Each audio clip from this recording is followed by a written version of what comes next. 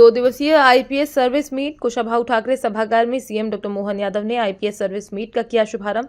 मुख्यमंत्री डॉक्टर मोहन यादव ने कहा कि पुलिस की चुनौतियां, ड्यूटी आवर्स के बावजूद जिस उत्साह से पुलिसिंग हो रही है उसके लिए मध्य प्रदेश पुलिस अभिनंदन की पात्र है। नक्सल मूवमेंट को समाप्त करने पर हमें पुलिस पर गर्व है।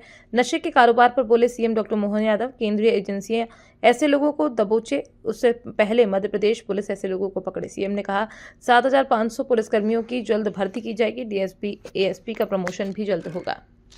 भगवान राम के घटनाक्रम में बहुत सारे उदाहरण मिलते हैं, लेकिन मैं भगवान कृष्ण की ड्यूटी से आपको उस तरह से देखना चाहता हूँ कि वाकई में सरकारी ड्यूटी निभाने के लिए अतीत के कोई दृष्टांत में कोई उदाहरण पकड़े तो उदाहरण ध्यान में आता है भगवान श्री कृष्ण।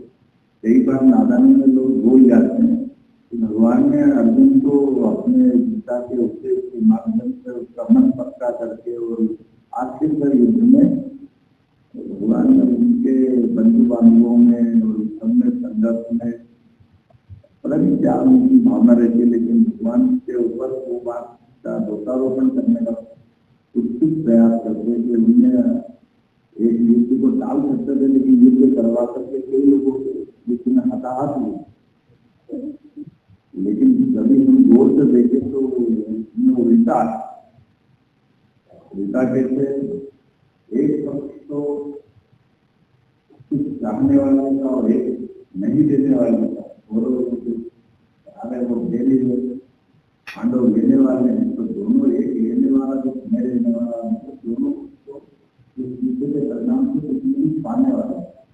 लेकिन युद्ध की बड़ी ताकत भगवान कृष्ण की सेना भी तो जिनको एक तरफ वो खड़े दूसरी तरफ की सेना, तो दोनों दृष्टिकोण से उनके हाथ में क्या मिलेगा।